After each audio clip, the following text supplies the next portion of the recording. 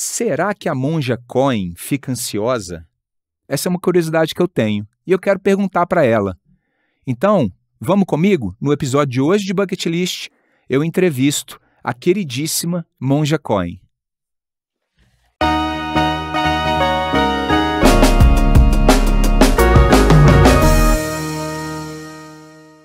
Eu queria começar esse papo assim, eu lembro uma vez que a gente conversou pelo Instagram na época da pandemia, a senhora lembra? Sim. Que aí a gente estava conversando e eu perguntei assim, monja, mas como que tá, né, dentro do templo, dentro do escritório? Aí a senhora falou assim, não, Ziller, eu tô escrevendo muito, eu inclusive tenho que entregar um livro e isso tá me causando um pouco de ansiedade. Aí eu tava na entrevista, aí uma moça no Instagram... falou assim, gente, mas a monja fica ansiosa, meus problemas se resolveram. A senhora tem essa sensação de vez em quando que as pessoas acham que a senhora é uma perfeição do mundo, assim? Sim, que estou pairando acima de tudo e que não sinto nenhum problema, está tudo bem o tempo todo, não está não. Não está não, né? Não. E como que essa contradição bate assim na senhora? Claro, bom, eu entendo que a sua espiritualidade, ela é mais, não elevada, mas ela é mais presente na sua vida do que muitas pessoas. Né? Isso, obviamente, te traz um conhecimento da respiração, da meditação, da calma. Mas como que a senhora lida com essas contradições, assim, de prazo, da vida moderna, do estímulo, do celular, tem que cumprir prazo e por aí vai? Bom, a gente tem um pouco de ansiedade que surge, claro, né? Mas tem também essa sensação de que tudo tem o seu tempo e o seu local certo, né? Então, na hora que você entra nesse ritmo que eu chamo, que é o ritmo da vida, que é o ritmo do cosmos, você não está lutando contra ele, você não tem que vencer obstáculos que são contrários, mas você flui com o fluir da vida, ela vai dando certo. Mas não é sempre que a gente consegue isso. Tem momentos que a gente não flui com coisa alguma. Então, fica uma briga, né? O prazo e a hora, vou chegar, não vou chegar, vai dar certo, não vai dar certo, né? Então, essa causa uma ansiedade. Ansiedade, o que é? Respiração fica mais rápida, coração fica acelerado, e aí você trabalha o que é com o corpo. Olha, meu coração acelerou, enfim. E a melhor forma de lidar com a ansiedade é a respiração, monja? É aprender, é se tornar um monge da respiração? É perceber o que é ansiedade. Mais do que isso, não é querer acabar com ela. Ela é importante. Eu acho que a gente se move no mundo porque existe uma certa ansiedade, né? Nós queremos fazer coisas, programamos coisas e não cai tudo do céu. Você tem que organizar, você tem que se preparar para isso, né? Legal essa perspectiva. É. A gente se move no mundo por causa da ansiedade. É, porque queremos alguma coisa. Temos ânsia de alguma coisa, desejo de alcançar alguma coisa, de chegar a algum lugar, fazer alguma coisa, né? Chegar lá no topo do Everest, né? Sim. Respirando ainda. Temos que ficam sem respirar. Exatamente. E ficam por lá, mas aí voltar, né? Sim, E essa é a ideia. E para isso, quanto tempo você leva para se preparar, na verdade? Bastante. Tem toda a preparação física, emocional, psíquica, espiritual, é tudo junto. Que eu falo, não tem nada separado, não tem uma coisa que chama o corpo está aqui, a mente está aqui nesse lugar, o espírito está lá, não está não, está junto. Então quando a gente percebe que essa harmonia de tudo que é junto com a nossa vida, começa a ser mais macio. Tem que vencer obstáculos, tem que superar dificuldades, tem que aguentar dor, desconforto, e faz tudo parte. Não é dizer vai ser tudo macio e lindo o tempo todo. Sim. Claro que não é. Sim. E isso é vida. A vida acontece nesses desconfortos também, né? É isso. Incrível. Eu não sei se todo mundo sabe da história, mas a senhora já foi jornalista, né? Sim. E do Diário da Tarde, não foi isso? Jornal da Tarde. Jornal da Tarde. O Jornal da Tarde era desses que... tem uma expressão no jornalismo que você... Não era não, né? Que sai sangue, não. O Jornal da Tarde é o vespertino do estado de São Paulo. Sim. Era um sonho do Rui Mesquita ter um grande vespertino e era muito interessante, porque a gente entrava na redação à 1h e não tinha hora para sair. E era grandes fotografias, é uma outra visão que hoje continua a estar na imprensa, ficou. Quem criou foi o Mino Carta, que depois foi criar a Veja. Perfeito. Então, eram grandes fotos, pequenos textos, muito precisos, concisos, e de pessoas que gostavam de ler e de escrever. Então, era quase que um jornal meio literário também, mas dando notícia. Era jornalismo poético. Também poética. Legal. Quanto Romântica tempo e que a poética. senhora ficou? Não fiquei muito, não. Fiquei 3 anos. O suficiente para aprender a escrever. Para nos presentear Isto, com essas coisas lindas. Com os livros aí. Sim. E de lá já foi direto para buscar essa espiritualidade que era um dom, era natural. Foi o jornalismo que te jogou nisso? Eu acho que o jornal... Eu tinha uma questão desde 11 anos de idade, mas o jornal foi muito importante. Eu tinha 19 anos quando eu entrei. E você entra em contato com a realidade assim como ela é. Não é ver na televisão e nem ler num papel. É você encontrar as pessoas nas áreas carentes, ou pessoas, a Rainha Elizabeth, o Príncipe Philip, outros príncipes que vieram por aqui. E eles me mandavam fazer entrevistas com o pessoal, achando que eu falava inglês, e eu falava muito pouco inglês. Mas ia nessas coletivas.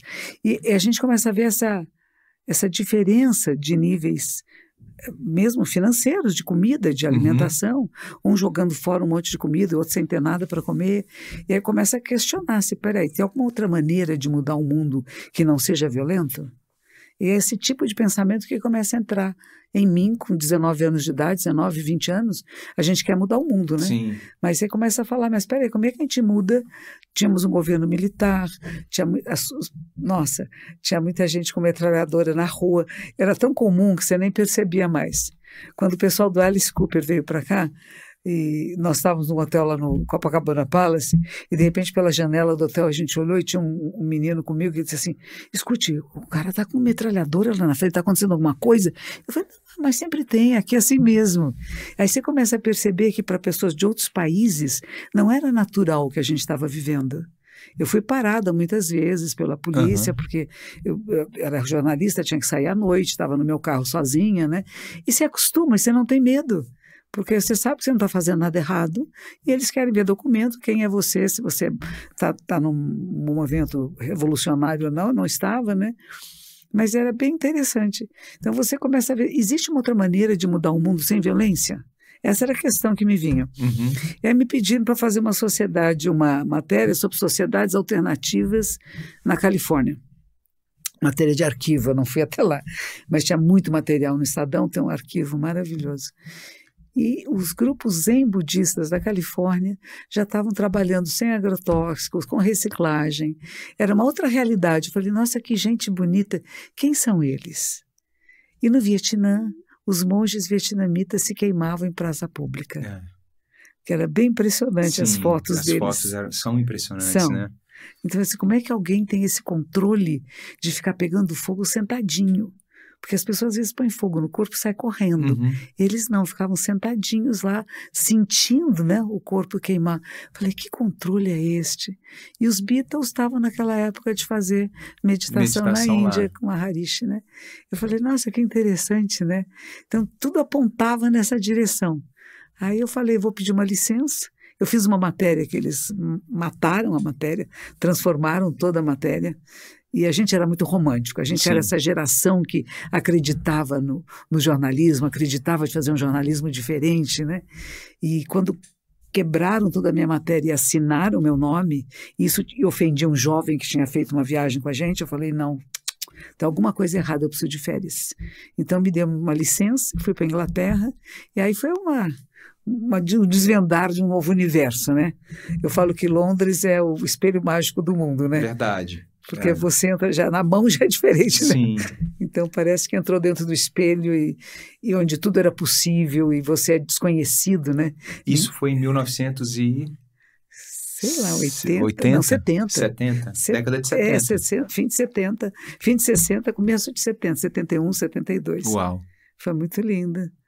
Foi muito interessante. Mas o primeiro contato, então, com o Zen foi na Inglaterra, assim, direto que eu digo.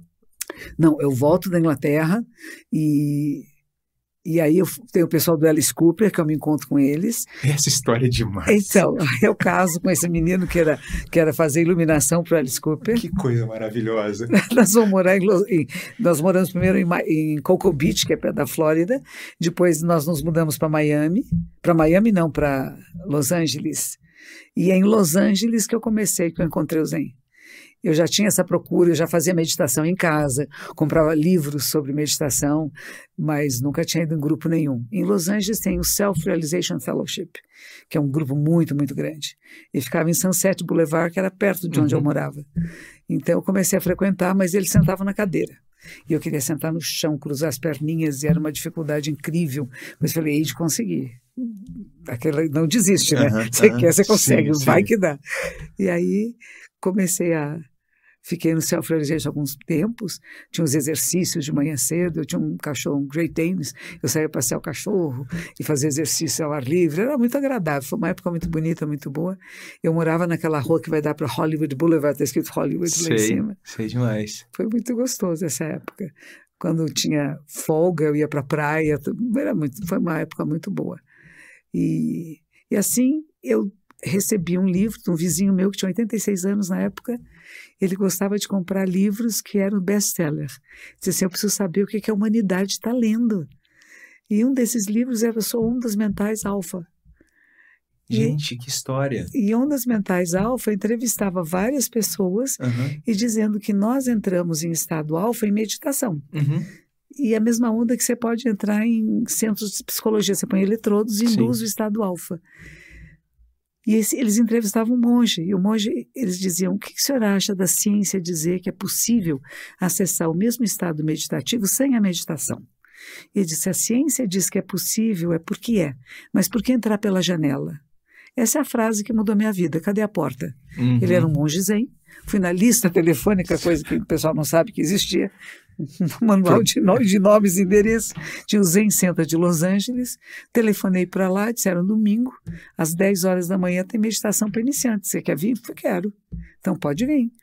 Falei com meu amigo de 86 anos, Walter Schitz, e eu falei, Walter, você me leva, vamos junto, eu não sei quem são, mas é um bando de loucos, né, não conheço nada, vamos.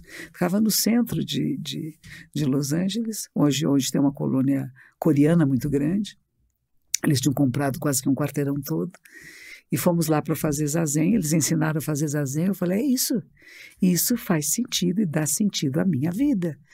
E comecei a frequentar, aí pedi para me tornar monja, o professor disse assim, você vem de uma tradição cristã, você não sabe o que é budismo? Eu falei, aprendo. Minha mãe no Brasil reclamava, minha filha, como assim? Por que não vai ser monja católica? Nós somos católicos. Eu falei, mãe, na hora que o coração se abriu para a espiritualidade, foi o que eu encontrei. E isso para mim foi importante. Ela leu do Erich Fromm, Zen é psicanálise, ela gostava de psicanálise, psicologia, era uma educadora, então ela, a partir já que o Erich Fromm achava que o Zen era bom, ela me abençoou. No dia que ela me abençoou, eu entrei na sala do meu professor e ele disse, vamos marcar a data da sua ordenação? Ah, que lindo. Aí marcamos, foi em janeiro, e nesse dia me deram um panfleto do Mosteiro Feminino de Nagoya. Eu falei, puxa, será que dá para eu ir para lá? Ele disse assim, olha, já mandei monjas norte-americanas lá e não deu certo. A posição das mulheres no Japão e dentro dos mosteiros é muito rígida. Para quem já viveu uma vida com mais liberdade, pode ser que você não se adapte. Eu falei, não, mas eu sou brasileira. Patriarcalismo eu conheço. Pode deixar que eu dou conta disso. E aí foi quando você foi para o Japão, então. Monja, desde para a turma que está escutando a gente, existem várias, obviamente, quero um guia aqui agora. Existem várias vertentes do budismo, né? Zazen é uma delas. Lá na região do Everest, tem, por exemplo, o budismo sherpano. Os sherpas são os habitantes daquela região do Everest. E eles falavam muito disso. Aqui o budismo é o sherpano. E aí eles tinham os lamas que eram os líderes espirituais de cada vila e tudo mais. É isso mesmo? Existem várias vertentes e onde o Zazen entra nessas vertentes? Então vamos lá, tem o Buda histórico que viveu 2.600 anos atrás na Índia, mais ou menos na região do Nepal. E ele vai entrar parinirvana, a gente não fala que um Buda morre, mas que entra parinirvana, o grande nirvana final, com 80 anos de idade. Então depois disso os alunos começam a se reunir, vão fazer concílios. E vão dizer o que foi que ele disse. Então, a partir do que ele disse, vão começar a escrever os textos sagrados. E vai haver grande cisão Alguns anos depois tem uma cisão na Sangha. Tem a cisão do que é mais tradicionalista, dizendo nós temos que seguir exatamente o que ele disse do jeito que disse, e outro grupo que disse não, nós temos que entender por que ele falou isso para quem e qual é o sentido principal. Então tem a primeira cisão que vai ser entre Mahayana, que chama grande veículo, e outro que vai chamar Hinayana, que é o veículo menor, mas menor não porque fosse inferior, porque tinha menos adeptos. Entendi. A maior parte ficou esse Mahayana. Deste Mahayana vai sair o Vajrayana, que é o budismo tibetano, que eu acho que está mais ligado com os Sherpas e está mais ligado com as montanhas lá. Então esse é o budismo Vajrayana, que é Vajra é do diamante. Uhum. Então são 3 vertentes principais. Esse Hinayana, ele depois vai falar, não pode chamar de Hinayana, parece que está ofendendo, dizendo que vocês são menores, então chama o budismo Theravada, que é o budismo dos antigos. E esse está mais no sul da Ásia. Tá. E tem várias escolas também, eram 18 escolas. Então, cada uma dessas é como se fosse uma árvore, né? Uhum. A raiz é comum, tem um tronco comum e depois vários galhos diferentes que se bifurcam e vão formando grupos diferentes. E depois que eles reuniram, fizeram vários concílios, pegaram os textos e cada escola praticamente vai escolher um dos textos. Imagine que ele pregou durante mais de 45 anos, né? Então, diz que eram mais de 80 mil ensinamentos. Então, as pessoas vão escolher alguns deles para se aprofundar. E o Zen budismo, a escola Zen quer dizer meditação. Uhum. Então, a escola da meditação. O que Buda fez? O que fez esse menino se tornar Buda? Foi Zazen. Ele sentou-se em Zen. E foi através de sentar em Zen. Ele não tinha textos para ler. Ele já tinha passado por yoga, tinha passado por práticas ascéticas, quando ele vai se sentar em meditação. E aí ele tem a experiência mística.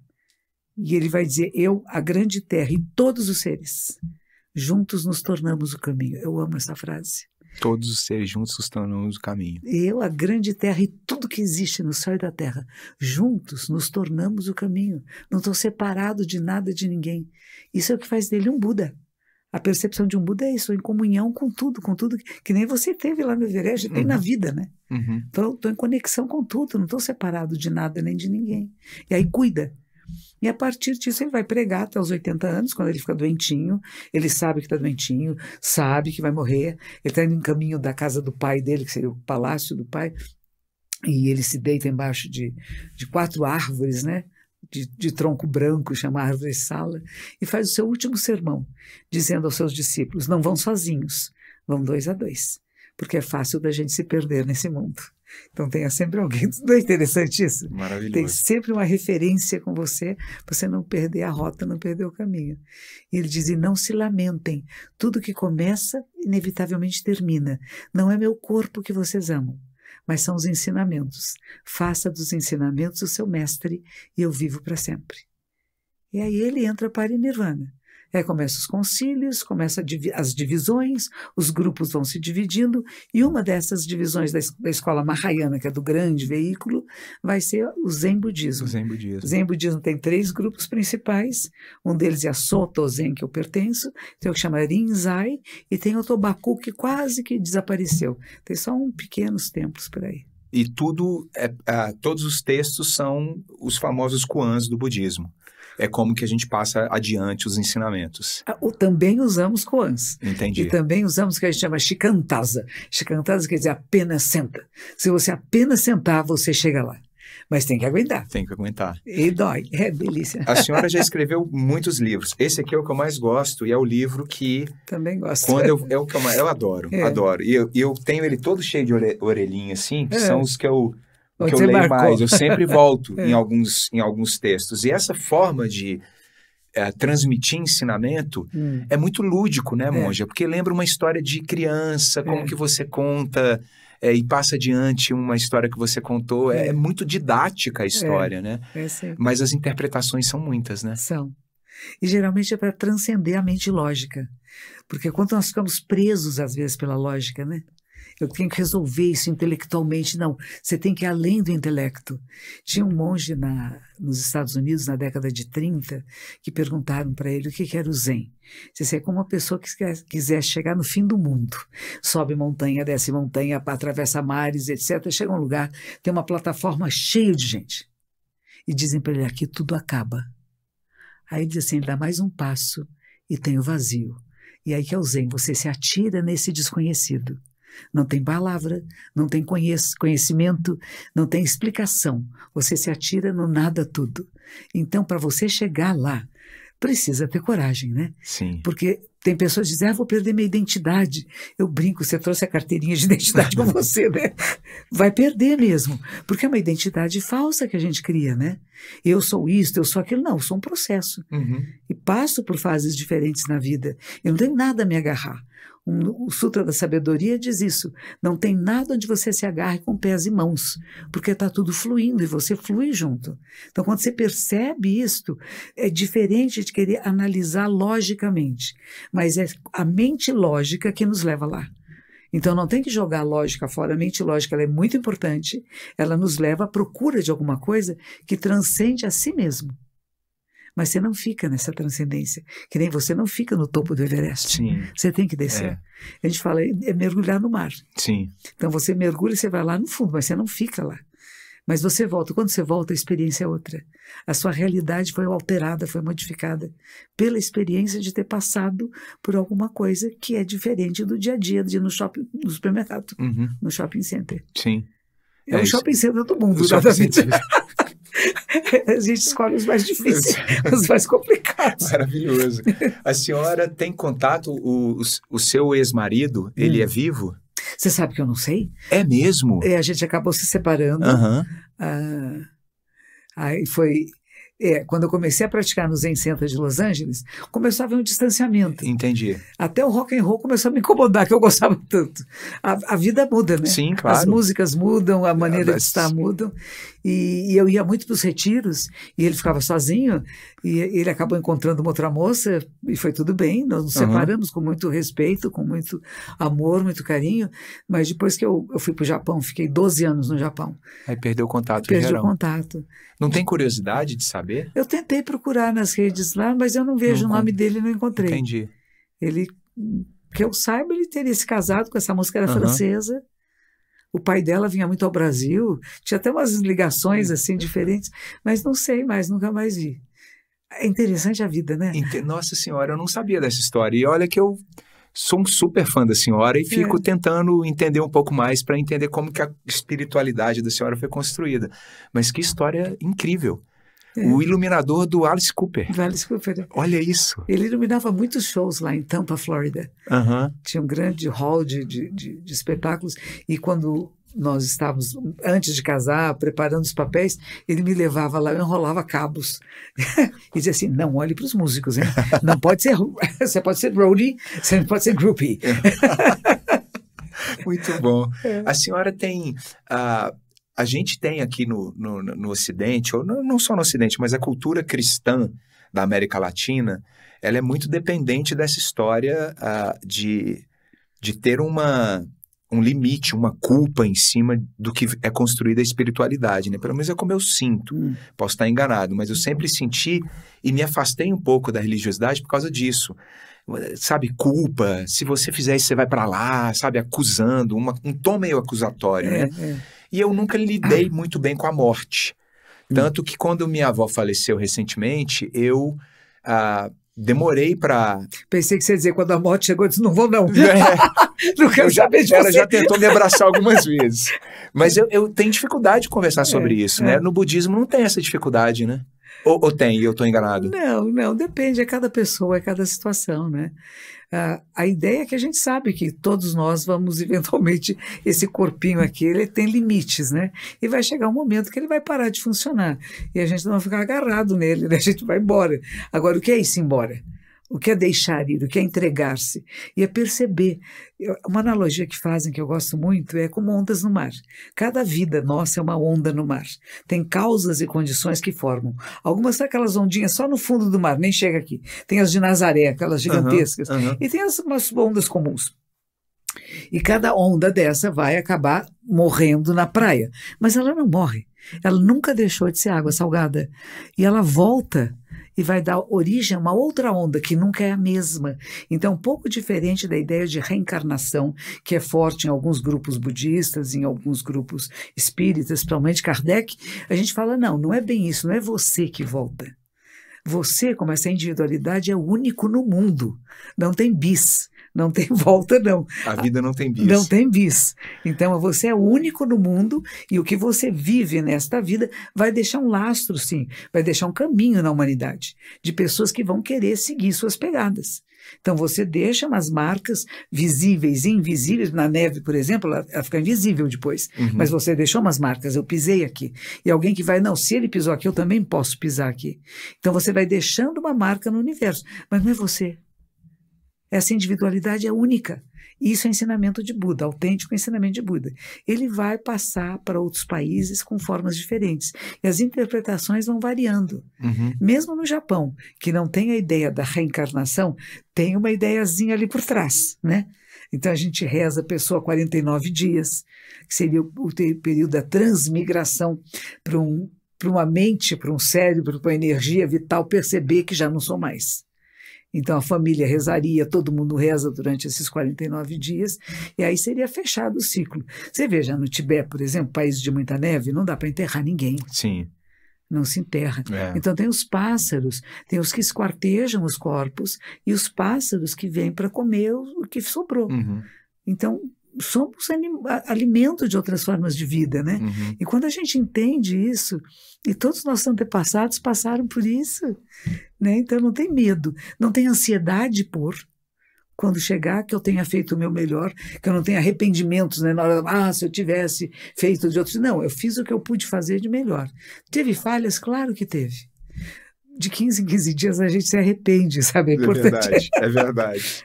A senhora tem essa sensação também, né? De 15 em 15 dias. Eu sempre lembro dessa moça comentando, gente, mas a moça fica ansiosa, a moça se arrepende, meu Deus. Se arrepende, fica brava, nossa.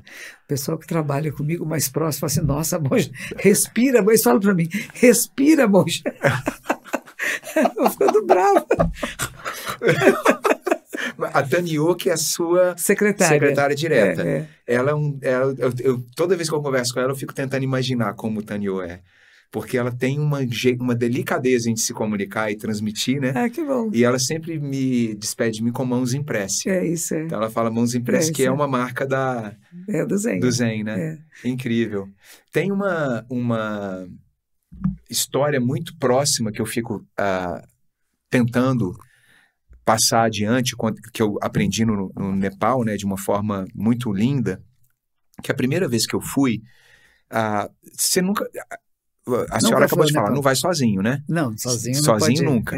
E eu tinha um guia que eu não costumava conversar com ele muito, porque ele falava um inglês muito precário. Sim. Então a nossa forma de comunicação eram sorrisos, lágrimas. Eu chorei muito a primeira vez que eu conheci aquelas montanhas majestosas, catedrais ao ar livre, né? Incrível. E aí teve um dia que eu perguntei para ele há quanto tempo que ele era guia de montanha e por que ele fazia isso. Aí ele falou assim, não, mas eu não sou guia de montanha. Aí eu falei assim, então tem um trem errado, se você tá comigo aqui me levando para conhecer os lugares, você não é o guia, né? Mas o que você faz? E ele conseguiu responder de uma forma muito bonita, um inglês que eu entendi. Ele virou e falou assim, eu sou uma pessoa que gosta de levar pessoas como você para encontrar o que elas não estão procurando. Então ele considerava a profissão dele essa. Que lindo. E ele era budista. Eu não sei qual que era a linha dele. Sim, mas é uma coisa semelhante. É isso, né? O budismo tem essa... entrega algo que a pessoa nem sabe que está procurando, mas que às vezes encontra, né? Essa é uma grande questão da vida, Monja. Você acha que todo mundo... Sabe aquela coisa do cristão de falar assim, qual que é o sentido da vida? Bom. Que é uma pergunta que não faz sentido, na verdade, né? É viver, né? É viver, né? Mas viver com plenitude. Né? Não desperdiçar a vida. Não desperdiçar cada instante da existência. Ela não é muito longa, né? Poucos de nós chegamos mais dos 100 anos, né? E como é que estamos vivendo isso? Vou deixar para depois? Vou falar depois? Vou esperar outro momento? Não, é onde nós estamos que a nossa vida está pulsando. E ela é o resultado de todo o passado, de uma ancestralidade de milhões de anos, que está em nós. Como Marcelo Gleiser fala, né? Nós somos poeira cósmica, somos feitos de milhões de bilhões de vidas anteriores à nossa. Desde a idade da caverna, desde antes disso. O nosso DNA é muito antigo, é reciclado. E a gente aqui não está apreciando está vivendo de qualquer jeito, está desperdiçando essa preciosidade. A gente podia ser barata, rato, né? Qualquer bichinho, qualquer inseto, e a gente virou um ser humano, né? As causas e condições foram favoráveis e somos humanos agora. Por que não apreciamos a vida? Tem gente que só reclama, resmunga, está sempre faltando. Buda falava que tem 6 mundos, né? Tem o mundo dos seres que só reclamam, acham que está tudo ruim. Tem outros que só sofrem, minha vida é sofrimento, é um vale de lágrimas, né? Tem outros que acham que está tudo bom, maravilhoso, é o céu, é o paraíso. Esses que estão no céu, diz que não são capazes de fazer investigações filosóficas. E eles descem do céu para pedir para os budistas, ou seja, para quem for, né, que ensine o sentido da vida, mas o sentido verdadeiro da existência. Será que tem um sentido maior? Ou será que nós damos, Nietzsche falava isso, que sentidos nós damos à nossa vida? Porque não é um só, são vários. Sim, sim. Essa história de ter um propósito não existe, não. Né? São vários dentro de um tempo, Sim. um período de tempo. Né? Ninguém tem um propósito ou um objetivo. E a gente muda o propósito. Na infância é um, na adolescência é outro, na idade adulta é outro, na velhice vai mudando. A gente vai mudando e os nossos objetivos, propósitos e maneira de estar no mundo vão se transformando. Né? Sim. Como que a senhora, quando chega uma pessoa no templo, na ordem, para se aproximar e absorver os ensinamentos. A senhora consegue identificar qual que é a principal causa dessa batida na porta? É uma angústia? É um momento de vida específico que a pessoa está passando? É o medo da morte? Quando ela te procura ou procura a ordem, existe ali uma razão principal? Existem inúmeras pessoas, inúmeras razões, e não são todas iguais. Quando eu estava no mosteiro, por exemplo, no Japão, no começo eu não falava japonês e não entendia bem o que elas estavam falando, e eu ficava me pensando, por que será que essas mulheres viraram monjas, estão aqui, né? E tinha muitas razões que eu só fui descobrir anos depois. Muitas razões diferentes. E da mesma maneira as pessoas que vêm procurar o Zen. Algumas porque tem uma fantasia sobre o Zen, né? Que eu vou ficar em estado de paz e tranquilidade. Não, eu vou acessar a paz e tranquilidade em mim, mas ela não é permanente. Primeiro ensinamento de Buda, não há nada fixo nem nada permanente. Há impermanência. Então tem momentos de estados de êxtase místico, etc. E tem momentos que é horrível e que não tem êxtase nenhum. Então a pessoa tem que perceber isso. Então o que eu estou procurando aqui? Que nem você falou, as pessoas chegam para mim e dizem assim, não, porque a monja ela é muito legal, ela é calma, eu gosto de ouvir a monja para dormir. Eu falei, nossa, tá dando errado, porque eu tô querendo que vocês acordem, que vocês despertem, e você fica me ouvindo para dormir. Eu dou sono nas pessoas, dou tranquilidade de sono, mas às vezes é isso, as pessoas querem tranquilidade. Então tem gente que vem atrás da tranquilidade, mas a verdade, o que a gente tem que procurar é a sabedoria. Sim. É um conhecimento sobre o que é a mente humana, como é que ela funciona e como é que você pode funcionar melhor no mundo. Porque na hora que você percebe que você está em comunhão com tudo, tem uma responsabilidade nisso. Sim. Como é que eu estou cuidando desse tudo? Eu não estou jogando lixo na rua, sou mais cuidadoso com como eu falo com as pessoas, o que eu digo e como é que eu me comunico pode causar bem-estar ou mal-estar. Esse retiro, eu fiz um retiro agora em dezembro, de 1 a 8 de dezembro, que é o retiro da iluminação de Buda, que a gente chama. E fomos fazer no mosteiro beneditino aqui em São Paulo, e os beneditinos da regra de São Bento, ele dizia, quem chega na sua casa é Jesus. E a abadesa que me recebeu, a monja escolástica que ela se chama, né, a Madre Superiora, ela olhou para mim e disse assim, eu recebo você como se recebesse o Mestre Jesus. Mas como seus olhos brilham, ela disse. E depois, mais adiante, talvez Jesus tivesse os olhos brilhantes como o seu. E uma outra madre que estava do lado, mas nem tanto, né? Eu achei muito bom o comentário, mas nem tanto. Muito bom. Mas é esse sentido de que cada pessoa, que é o namastê do yoga, né? O sagrado em mim reconhece o sagrado em você. Então isso para nós, eu acho que seja o propósito principal. Percebemos que todos são manifestações do que a gente pode chamar de sagrado e que tudo tem uma razão de ser e de existir, que você pode não estar percebendo. E mesmo aquilo que você acha que não deu certo nos seus valores, mas pode estar dando certo para alguma coisa maior que ainda está por vir e que você não percebeu ainda. Que é a ideia do menino dizendo para você, né? Sim. Você veio procurar alguma coisa que você vai encontrar, mas não é o que você está pensando. Exatamente. E normalmente é assim que acontece mesmo, né? É a primeira realidade que bate na nossa porta. Eu voltei para terapia recentemente, coisa que eu adorava. Eu adoro tanto que eu não sei porque eu fiquei um tempo sem fazer. E a minha terapeuta me falou uma coisa tão bonita outro dia, que eu estava falando com ela e queixando, e com esse perfil mais de, vida, pelo amor de Deus, não sei, logo eu, né? Assim, Jesus. Ela falou assim: Gustavo, eu te conheço tem pouco tempo, mas eu já te conheço suficientemente para te dizer que todas as vezes que você lutou contra a realidade, você perdeu. É isso aí. Ai, que ótimo.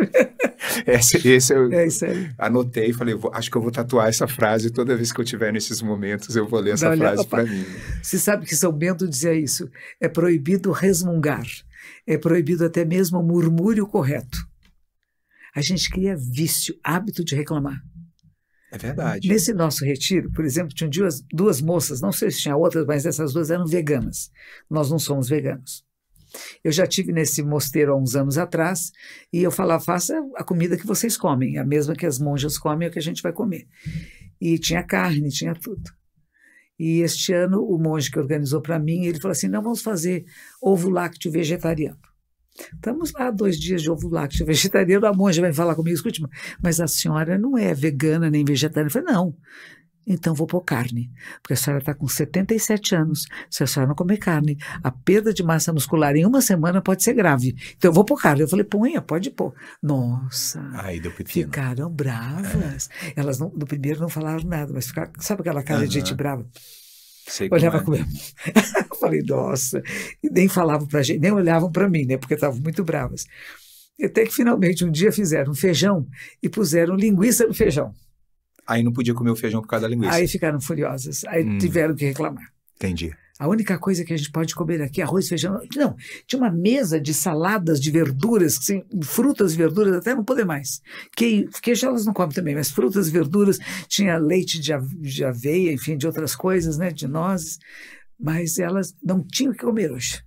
O feijão tinha carne dentro. Eu falei, bom, nós podemos falar que não põe a carne no feijão. No feijão. Eu sou vegano. E eu tenho uma história que teve uma vez que eu estava numa roda de conversa e uma pessoa me questionou de uma forma muito agressiva, eu achei, sabe assim, mas não é verdade, isso não sei o que, não sei o que. Eu falei, então vamos refrasear. Eu não sou vegano. O vegano é a pessoa que, inclusive, vê se tem traço de animal em tudo. Em tudo. Eu não tenho essa percepção, mesmo porque quando eu escalo, eu preciso usar uma roupa que é feita com penas de ganso, com plumas de ganso. Então, nesse ponto, eu não sou vegano. Mas a minha alimentação é vegana, né? E eu comecei a perceber que isso é Incomoda, né? Incomoda, vira um problema, né? Você não pode nem ser vegano total, nem pode ser vegano parcial, você não pode ser não sei o quê, não sei o quê, não sei o quê. E o budismo, de certa forma, é esse acolhimento de tudo, né? Tudo pode. São escolhas pessoais, individuais e locais, né? Por exemplo, a menina que foi no barco. A Tamara. Pois então, ela disse que comia tudo que tivesse, ela começou a pescar, porque vai fazer o quê? Então, no momento de sobrevivência, quando a gente tem o luxo de poder escolher o que vai comer, isso é um luxo, né? São poucos de nós na humanidade que tem esse luxo de escolher, porque a maioria não tem, comem pombo na praça. Eu moro perto da praça do estádio do Pacaembu e tem moradores de rua assando pombo lá, porque é o que eles têm para comer, e a gente tem que entender isso. Então, a fome é uma coisa diferente da escolha que eu vou comer. Eu posso fazer escolhas. Quando eu fui uma vez num programa de rádio e a menina que falou antes de mim era vegana. E cada vez que eles perguntavam, você é vegana? Não, a monja vai te explicar. Eu falei, hoje. Mas a senhora não se incomoda, obviamente. Não, imagine. De são jeito escolhas nenhum, né? de cada um. Sim, claro. O Marcelo Gleiser, a gente gravou acho que 8 horas de conversa. E no final da conversa, veio a conversa, né? Ele é vegano, né? E aí, quando eu falei, olha, eu não sou vegana nem vegetariana. O livro até hoje não saiu. Eu falei, você ficou bravo? Porque tem uma militância também, né? Sim. E eu acho que a gente não precisa militar tanto né? A gente faz as nossas escolhas, está contente com elas. E teve um senhor que me mandou um e-mail lindo, eu nem sei o nome dele, mas dizendo por que ele era vegano. Olha só. Ele não disse, a senhora tinha que ser vegana, a senhora é monja budista, está matando o bicho. Entendi. Eu falei, não, eu compro morto, eu não mato. Eu já compro mortinho, mas é uma coisa diferente de uma agressão, dizer você tem que ser, porque com você não é como eu sou. Não, vamos explicar por que eu sou assim. E foi de uma delicadeza, de uma gentileza tão grande, eu falei, é isto, relações humanas, diplomacia é isto. Por que tem guerras? A falta de relação humana. Quando eu estava no mosteiro, eu tinha lido livros que monges não comiam isso.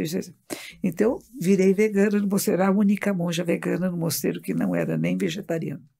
Então, no dia que passava qualquer coisa animal na mesa, eu fazia jejum. Era obrigado a sentar, abria as tigelinhas e eu não comia. Isso chegou nos ouvidos do nosso superior. E quando eu cheguei lá, ele mandou me chamar. Eu falei, ele já percebeu que eu sou a mais santa de todas. Agora já estou até subindo aos céus. Né?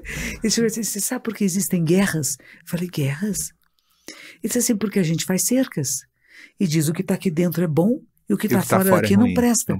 E nós vamos lutar com quem não está dentro dos nossos princípios e valores. Derrube as cercas. Eu falei, nossa, parecia o Pink Floyd, não era o Pink Floyd? Verdade. Break the wall. Break the wall, quebra as paredes que você cria entre as pessoas, né? Faça as suas escolhas, mas tá bem. Outro não quer fazer essa escolha, tudo bem. E a menina, no final do retiro, uma delas estava muito bravinha por causa da linguiça no feijão, e eu falei, Buda diz que tem os seres insaciáveis que estão sempre reclamando. Pode estar no palácio celestial e não está bom. E aquele que conhece o contentamento é feliz dormindo no chão. Essa é a diferença. E a gente precisa conhecer o contentamento na existência. Não tinha as refeições como eu queria, mas tinha substitutos para elas. Eu podia comer as outras coisas, né? Não precisava ficar reclamando, não tem isto, né? Sim. E aí ela no final disse, ai monja, que vergonha, né? Eu estava reclamando, só reclamando, né? E um lugar tão lindo. O mosteiro é belíssimo. É belíssimo. E eles nos deixam, eles criaram uma área separada. A gente não fica dentro do mosteiro, Entendi. a gente fica numa área separada. Mas elas inauguraram um órgão de tubos. Olha que lindo. Maravilhoso. Eu vi o baixista do Led Zeppelin, o John Paul Jones, Sim. tocando no órgão de tubo da Catedral de Winchester, na Inglaterra, em 95. Nossa! Foi um acontecimento. Nossa, que lindo! E recentemente eu tive o privilégio de assistir o David Gilmour, do Pink Floyd, no Hollywood Bowl. A senhora chegou a assistir show no Hollywood Bowl, em Los Angeles? É aquele que é redondo assim? É isso, sim. Tem um palco lá, a senhora foi. A senhora gosta de música, né, monja? Bastante, gosto, né? Sim. Eu fiquei muito feliz lá no mosteiro. Ela nos deixou entrar na clausura, que é na área onde só as monjas entram para fazer os cantos gregorianos, etc. Porque ele ia tocar um grande organista, que é o do melhor aqui do Brasil, e uma cantora lírica também, uma soprano, que é uma das melhores do Brasil. Então foi uma coisa maravilhosa, tocando Bach e sabendo da história, 50 anos do mosteiro, e de repente ele toca. Nossa, é aquilo que comove, né? Que comove. É lindo, então tem momentos lindos na vida. E diz que Bach era esse, que era um cara muito religioso e que ele compunha porque ele dava aula para crianças órfãs. E nesse orfanato onde ele dava aula de música, o dono do orfanato, quem cuidava, queria que ele fizesse 2 composições por mês. E as composições deles toda é contato com o sagrado. É uma ligação com o Deus, com o céu. Bonito isso, bonito né? Demais, bonito demais. A gente tem essa visão de que o sagrado é um senhor de barba sentado numa nuvem, né? Mas não é isso, né? O sagrado está no topo do mundo, está nas pequenas coisas da vida, né? No sorriso que você tanto busca às vezes, né? Está em toda parte. Está em toda parte, né? Lindo. A minha superior dizia assim, tem que ligar as anteninhas. Ela naquela época falava isso. É que nem você fosse ver televisão, e a televisão precisa ter antena para pegar outras coisas, né? Então primeiro tem que ter antena, tá ligada. Depois o canal, você escolhe. Legal. Você não é obrigado a ver qualquer canal. Você pode escolher. Ela diz assim, escolha o canal Buda. Muito bom. Eu tenho uma pergunta que eu costumo responder que eu fico às vezes, é contraditória e eu fico triste quando me perguntam o que eu senti no topo do mundo, né? Só que tem pessoas que me perguntam, me colocando numa posição de, ele chegou no topo do mundo, só ele tem o direito de sentir o que ele sentiu, só ele viveu aquilo, eu sou menor do que essa sensação, e não é verdade, né? Porque a gente sente os topos do mundo acontecendo por aqui, né? Tem vários momentos o que a gente chama de experiência mística, né? Sim. E que é uma coisa que pode estar andando na rua e de repente fala, uau, que É gostoso, que lindo. Exatamente. Né? Aquilo que deixa sem palavras, né?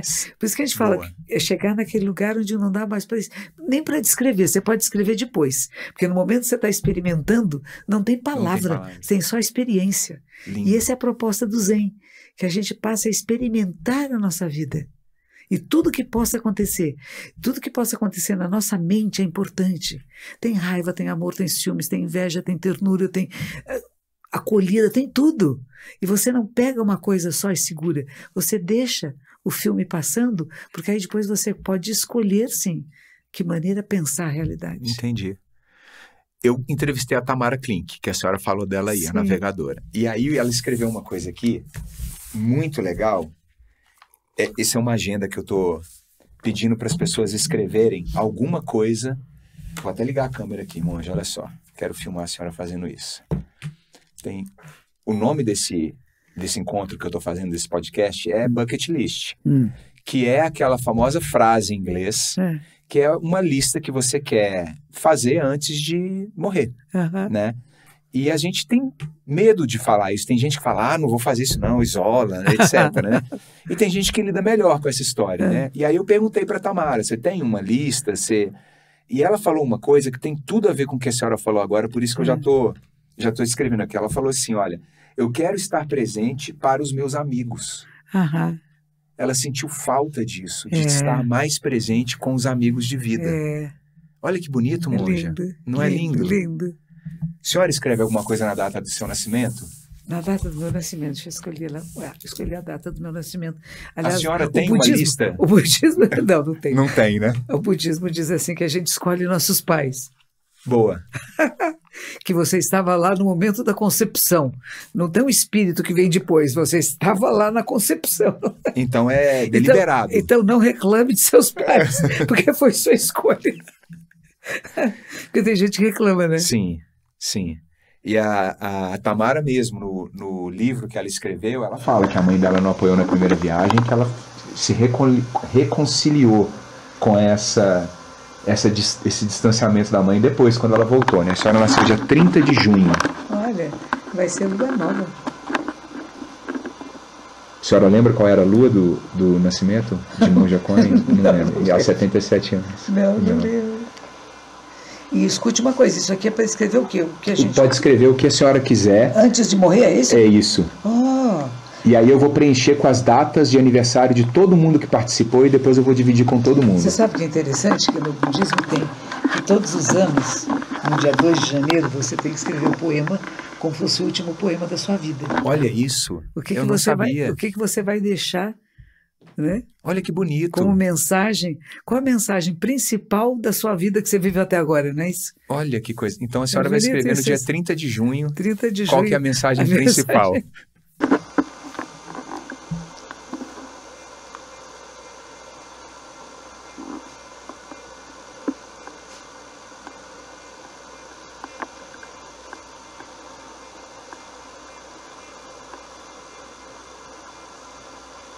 Que emoção.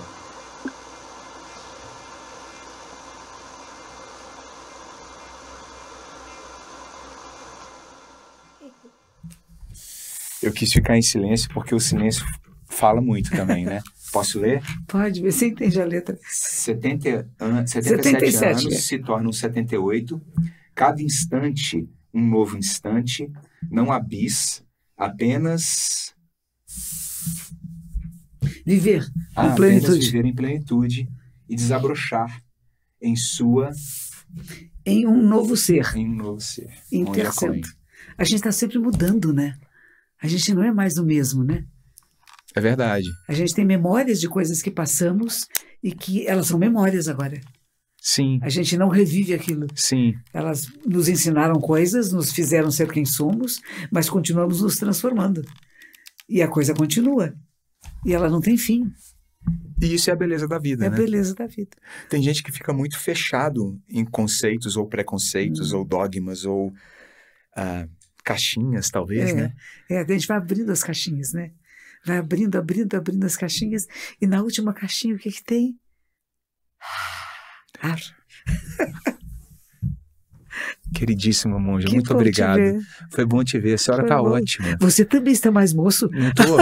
É porque eu tava com um barbão da última vez que a gente Não se viu, sei né? o que era, você estava mais velho.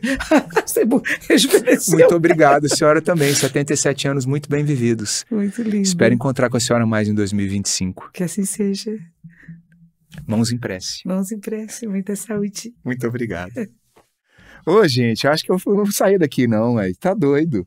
Deu vontade de chorar umas 3 vezes. Eu tô me segurando pra não chorar, porque...